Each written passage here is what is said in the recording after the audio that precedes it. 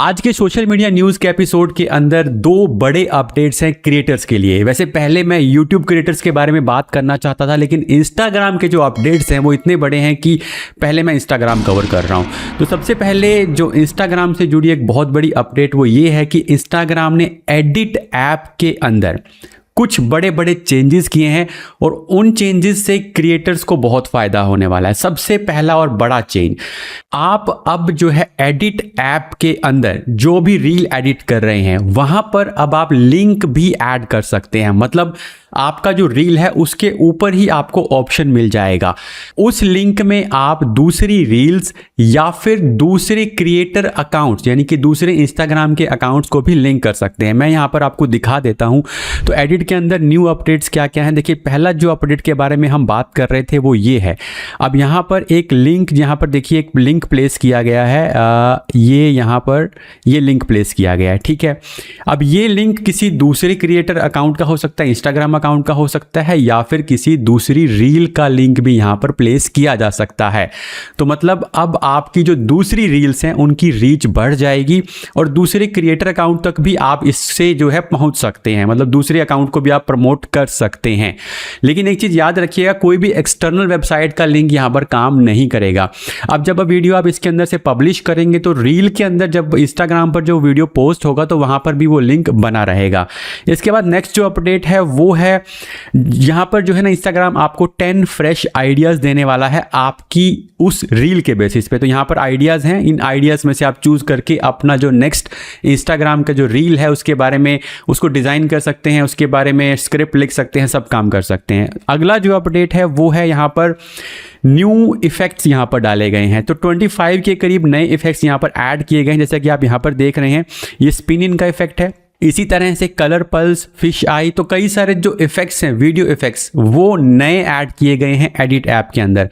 इसके बाद अगला जो अपडेट है वो भी काफ़ी इंटरेस्टिंग है। अब जो है ना आप अपने स्टोरी बोर्ड के ऊपर मल्टीपल टेक्स को जो है रख सकते हैं। स्टोरी बोर्ड क्या रहता है? स्टोरी बोर्ड वो रहता है जहाँ पर आप अपना जो वीडियो का पूरा प्रोसेस डिज़ाइन करते हैं, पूरा प्रोसेस लिखते हैं। एक तरफ स्क्रिप्ट हो सकती है, साथ में आपके शॉर्ट्स हो सकते हैं, वीडियो या फिर इमेजेस हो सकती हैं।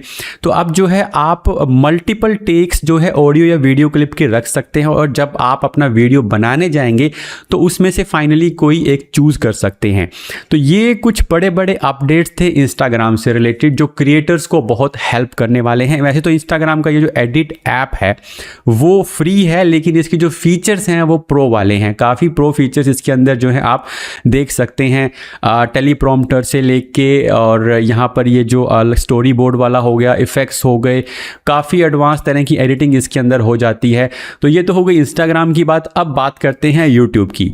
यूट्यूब क्रिएटर के लिए एक बहुत बड़ा अपडेट है और वो अपडेट ये है कि अब जो है ना कंट्रोवर्शियल जो इश्यूज होते थे वो भी मोनेटाइज होंगे, फुल्ली मोनेटाइज होंगे। पहले क्या होता था, यूट्यूब ने रूल्स निकाले थे कि जो कंट्रोवर्शियल इश्यूज हैं उनके ऊपर वो फुल्ली मोनेटाइज नहीं आए होंगे। मतलब उनके ऊपर क्या होता था, येलो डॉलर का आइकन आ जाता था। आपको पता है कि एक ग्रीन रहता है, एक येलो रहता है और एक जो क्रॉस रहता है। तो उसके ऊपर मोस्टली जो है ना येलो डॉलर का जो साइन आपको दिखता था। बट अब यूट्यूब ने इसको अपडेट किया है। अब जो कंट्रोवर्शियल इश्यूज हैं, इश्यूज मतलब जैसे कि अबॉर्शन हो गया, सेल्फ हार्म हो गया, सुसाइड हो गया। पहले तो इन वर्ड्स को आपने अगर बोल भी दिया ना कहीं पे भी तो उसको बीप करना पड़ता था, क्योंकि आपके वर्ड्स जैसे ही यूट्यूब सुनेगा, maybe I don't know मेरे ये वर्ड्स आपको हो सकता है हम भी इसको बीप कर दें। आई विल ट्राई कि इसको बीप किया जाए। तो वो भी मोनेटाइज नहीं होता था। बट अब यूट्यूब ने उसको समझा है, यूजर से फीडबैक ली है, क्रिएटर से फीडबैक ली है और ये बोला गया है कि अगर आप इसको नॉन ग्राफिक और ड्रामेटाइज करते हैं, यहाँ पर ये अपडेट है, यहाँ पर ये अपडेट ही मैं आपके साथ शेयर कर देता हूँ। देखिए यहाँ पर क्या लिखा गया है, content with the focus on controversial issues are now eligible to earn ad revenue when the context is non graphic and dramatised. तो ये लाइन बहुत इंपॉर्टेंट है, नॉन ग्राफिक एंड ड्रामेटाइज। जैसे कि कोई ऐसा इंसिडेंट हो रहा है जहाँ पे कोई किसी को मार रहा है, तो वहाँ पे एक्चुअल सीन आपको नहीं दिखाना है, ठीक है। बेसिकली यहाँ पर ड्रामेटाइज का मतलब यही होता है कि जो एक्चुअल सीन है वो ना दिखाने की बजाय आप उसको किसी दूसरे तरीके से एक्सप्लेन कर दें, या तो आप इमेजेस की हेल्प से या फिर एआई से कुछ बना के जो इतना ज़्यादा ग्राफिक ना हो उसके अंदर, ठीक है।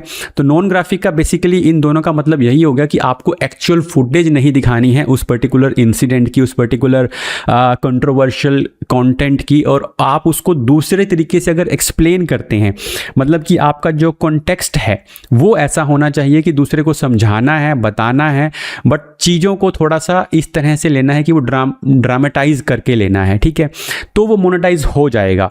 तो this updates our previous policy which limited monetisation irrespective of graphicness और फिक्शनल नेचर। तो इससे पहले क्या होता था, YouTube क्या कहता है कि पहले बिफोर दिस क्या था, डिग्री ऑफ ग्राफिक और descriptive detail was not a factor in deciding advertising friendliness, मतलब कि कितना आपने यूज़ किया या कितनी डिस्क्रिप्टिव डिटेल की वो एक फैक्टर ही नहीं था, ठीक है, इवन फॉर ड्रामेटाइज मटेरियल। तो अब जो है वो आप बेसिकली मोनेटाइज कर सकते हैं। आप बस एक चीज़ आपने ध्यान रखनी है, जिन लोगों को मैं थोड़ा सा इसको सिंपल लैंग्वेज में बता रहा हूँ, उस इवेंट की डायरेक्ट फोटो वीडियो मत शेयर कीजिएगा।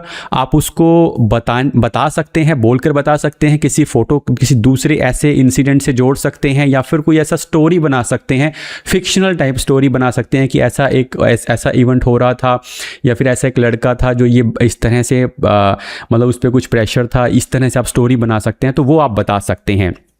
तो अब जो है वो मोनेटाइज हो जाएगा।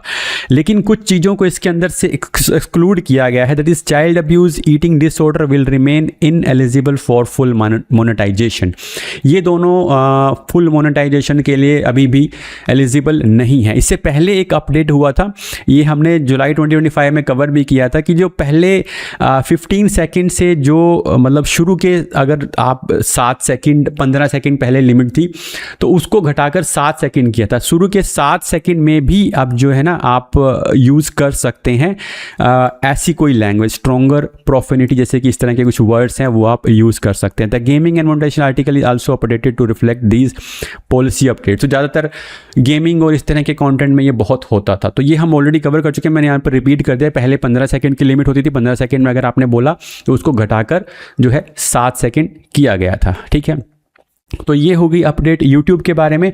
और अभी YouTube से जुड़ा ही एक और अपडेट है, वो क्या है कि YouTube का अब एक नया, आपको पता है कि YouTube का एक नया ऐप आया है YouTube क्रिएट के नाम से। अगर नहीं पता तो आप उसको प्ले स्टोर में जाइए, इंस्टॉल कीजिए, और उस ऐप के अंदर जो है ना VEO जो गूगल का मॉडल है, दैट इज़ VEO 3.1, उसको इंट्रोड्यूस किया गया है। उसकी काफ़ी सारे एडवांटेजेस, मतलब उसको काफ़ी जो है YouTube ने और गूगल ने अपडेट किया है। वो अपडेशंस क्या हैं वो मैं आपको बता रहा हूँ यहाँ पे। पहला तो कहना है कि आप उसके अंदर इमेजेस को एक तरह से वीडियो में कन्वर्ट कर सकते हैं।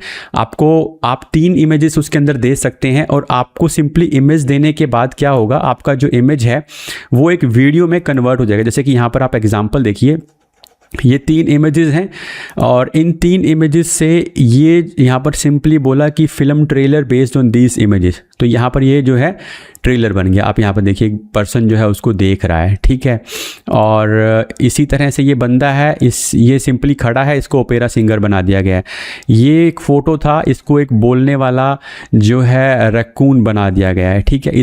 ये एक पहला अपडेट है, ठीक है। आप इमेजेस से डायरेक्टली उनको 8 सेकेंड के वीडियो क्लिप्स के अंदर कन्वर्ट कर सकते हैं। दूसरा अपडेट इसके अंदर क्या है कि अब जो है ना आप कंसिस्टेंसी आपकी रहेगी कैरेक्टर के अंदर, ठीक है। ये बैकग्राउंड वगैरह ऐड कर सकते हैं, टेक्सचर वगैरह ऐड कर सकते हैं, तो ये चीज़ें तो हैं ही। अब इसके अंदर नेक्स्ट जो चीज़ क्या है वो है, अब आप नॉर्मल जो वीडियोस इसके अंदर बनेंगे उनको 180p या 4K तक अपग्रेड कर सकते हैं बेसिकली उस वीडियो को, ठीक है। तो ये भी काफ़ी एडवांटेज रहेगा। 720 से सीधा आपका जो है 4K या 180 तक हो जाएगा।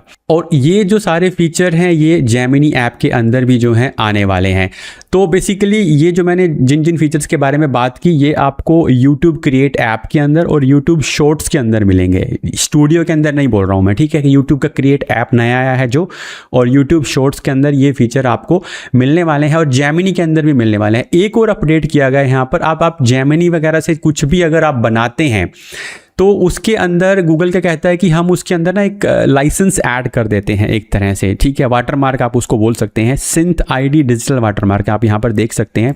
और जब आप उसको फिर से चेक करेंगे, जैसे कि यहाँ पर एक वीडियो है, इसको हम चेक करना चाह रहे हैं कि is this video generated with AI, तो ये जेमिनी उसको चेक करेगा और हमको बताएगा कि हाँ ये जो वीडियो है ये एआई से बना है। तो बेसिकली जेमिनी ने ये बता दिया है कि उनका एक वाटरमार्क रहेगा जो हो सकता है दिखाई ना दे, बट आप उसको चेक कर सकते हैं वापस उसके अंदर डाल के। और एक छोटा सा अपडेट और है इसके अंदर, वो मैं आपको बता देता हूँ।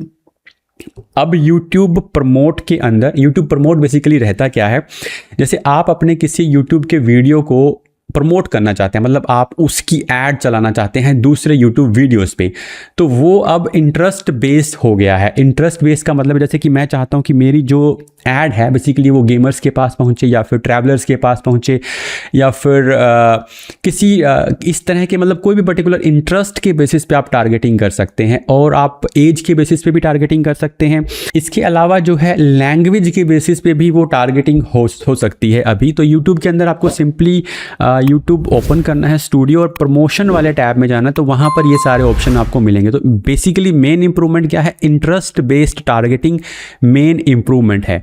यहाँ पर मैं एक चीज़ आपको क्लैरिफाई कर दूं कि अगर आपका 4000 आवर्स का जो वॉच टाइम है या फिर जो सब्सक्राइबर की लिमिट है वो अगर आप इम्प्रूव करना चाह रहे हैं, मतलब वो आप बढ़ाना चाह रहे हैं, तो वो जो ऐड के थ्रू आपके पास व्यूज़ और सब्सक्राइबर आएंगे वो उस मोनेटाइजेशन के अंदर काउंट नहीं होंगे। तो ये आपको ध्यान रखना है, ठीक है। अदरवाइज़ हाँ, आप नई ऑडियंस तक पहुंचना चाहते हैं तो वो काम आप ज़रूर इसकी हेल्प से जो है प्रमोट की हेल्प से कर सकते हैं। अभी ये थोड़ा क्लैरिटी नहीं है कि ये चीज़ें क्या हम गूगल ऐड के अंदर भी सेम फीचर डालेंगे या नहीं डालेंगे, बट मेनली यूट्यूब को लेकर ये अपडेट था। तो आई होप आपको एपिसोड अच्छा लगा होगा। कोई डाउट है तो आप कमेंट करके पूछ लीजिएगा। मिलता हूँ आपसे नेक्स्ट वीडियो के अंदर।